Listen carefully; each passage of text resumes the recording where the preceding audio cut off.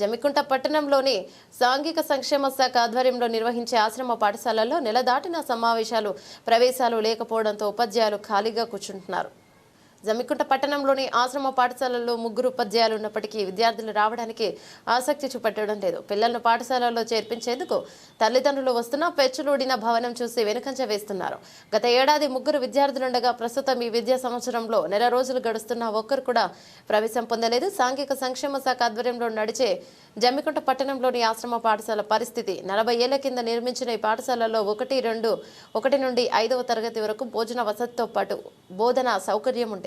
కరోనాకు ముందు 82 మంది విద్యార్థులు ఉండగా క్రమంగా తగ్గుతూ గత ఏడాది 3 మాత్రమే ఉండగా ఈ సంవత్సరం ఎవరూ కూడా ఆసక్తి చూపెట్టడం లేదు. ఈ సంవత్సరం 5 విద్యార్థులు దరఖాస్తు చేసుకోగా వారు కూడా రాలేదని ఆశ్రమ ఉపాధ్యాయులు తెలిపారు. దీనికి మూల కారణం భవనం శిథిలావస్థకు చేరుకోవడమేనని హాస్టల్ వార్డెన్ ఆఫీసర్ ఉమాదేవి తెలిపారు. ఈ విషయంపై సంబంధిత జిల్లా అధికారులకు సంప్రదించామని దానికి గాను ప్రత్యామ్నాయ ఏర్పాట్లు మౌలిక వసతులు కల్పిస్తామని జిల్లా అధికారులు తెలిపినట్లు ఆశ్రమ ఉపాధ్యాయులు వివరించారు. ఆశ్రమ పాఠశాలల్లో విద్యార్థులు లేకపోవడం కారణంగా విధులకు హాజరై ఆశ్రమ ఉపాధ్యాయులు తమ యొక్క విలువైన సమయాన్ని ఖాళీ కుర్చీల్లో కూర్చొని విధులు ముగించడం గమనార్హం.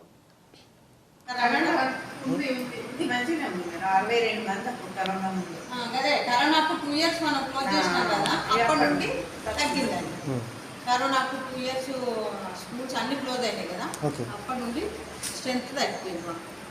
ఈ తర్వాత ఈ మోడల్ స్కూల్ మోడల్ స్కూల్స్ తర్వాత గురుకులాల వాళ్ళు కూడా మాకు వచ్చే పిల్లలు రావట్లేదు.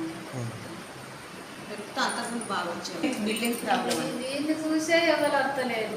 తల్లిదండ్రులు వచ్చి చూసి బిల్డింగ్ చూసి అమ్మ మొత్తం పెచ్చులు పడుతున్నాయి, దీనిలో ఎట్లా వాడుకుంటారు మా పిల్లలు, ఎట్లా ఇదవుతారు అనుకుంటేనే తల్లిదండ్రులు ఫస్ట్ పిల్లలు వస్తాను తల్లిదండ్రులు వచ్చి ఇంట్లో మళ్ళీ బాగా ఒకటి జంగల్ లాగా అయిపోయింది. చుట్టూ ఇన్ని చెట్లు ఉండి అప్పలాస్ అయ్యింది. అన్ని రెసిడెన్షియల్స్ అయ్యేవారికి గురుకులాలు అయినప్పటి వరకు అన్ని బాబు మా ఒక్కటే స్కూల్ కాదు, అన్ని గవర్నమెంట్ స్కూళ్ళలో స్ట్రెంత్ ఎక్కడ ఉన్నది 15-20 మందితో నడుస్తున్నారు. అంటే నేను అందరికీ వాయిస్ అక్కర్లేదు అని చెప్తున్నాను. అట్లా రెసిడెన్షియల్ స్కూల్ చేయబట్టి అంటే విద్యార్థులు ఎందుకు రావట్లేదు మేడం? ఒకటి ఇంగ్లీష్ మీడియం కాదు, ఇది తెలుగు మీడియం స్కూల్ ఒకటి. బిల్డింగ్ ఒకటి శిథిలావస్థలో ఉంది.